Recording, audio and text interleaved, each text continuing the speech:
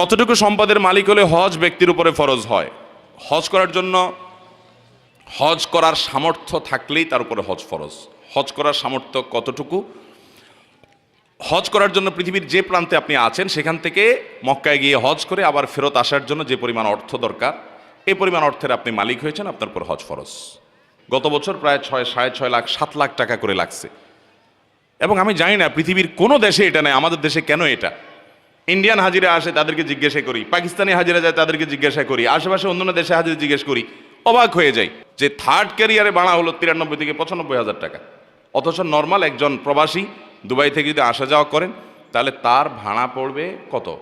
Saudi থেকে Dubai থেকে আসলে মিডল ইস্ট থেকে 50,000, 60,000, 70,000 সর্বোচ্চ। কিন্তু ওমরা যাচ্ছেন, হজে যাচ্ছেন, আপনাকে 1 লাখের উপরে ভাড়া দিতে হবে। কেন এই অবিচার?